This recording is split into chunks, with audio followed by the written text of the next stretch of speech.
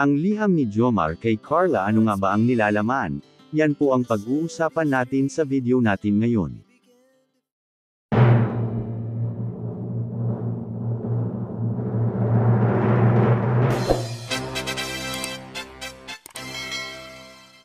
Bago po natin simulan ang video natin ngayon, ay binabati ko po kayo ng isang mapagpalang araw, at salamat sa pagdalaw. Shoutout po sa bumubuo ng Team Calling Up, at shoutout po sa tambalang Carla at Jomar Jumcar.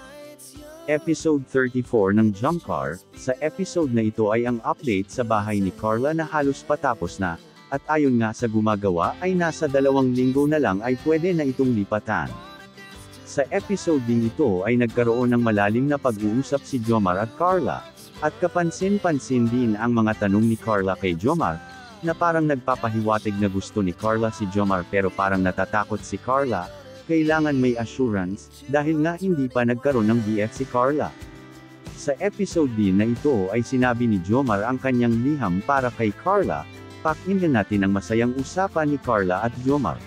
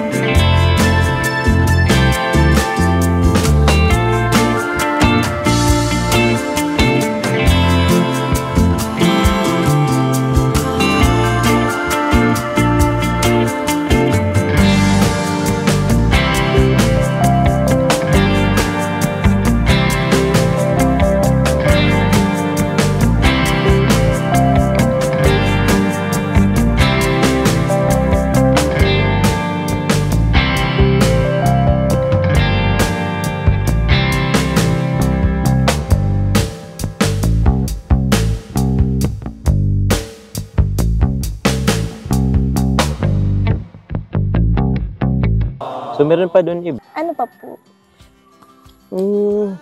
Hindi, ikaw na lang. Ikaw na lang magbabasa nun. Mas mabuting ikaw ang magbabasa.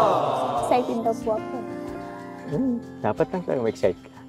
Kaya dapat, orasan mo puntahan natin yung Liham Cafe. Ay, cafe po pala yun.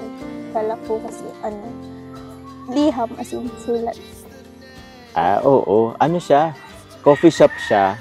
Pero yung coffee shop na yun, isa sa inaano nila is gagawa ka ng liham para sa sayo or para sa ibang tao. Kung ano man ang gusto mong or pangarap mo sa sarili mo sa ibang tao, doon may susulat. Tapos siguro, ang nila, after 1 year, babalikan mo yung liham na yun. Ako naman, hindi ko siya inanong 1 year kasi masyadong malayo. Since malapit naman ako mag-birthday, tinaon ko na lang sa birthday ko. Yung sulat ko galing, yung liham ko sa'yo. Kaya yun. Ano pong masasabi nyo sa video po natin ngayon? Let me know your thoughts in the comment section below.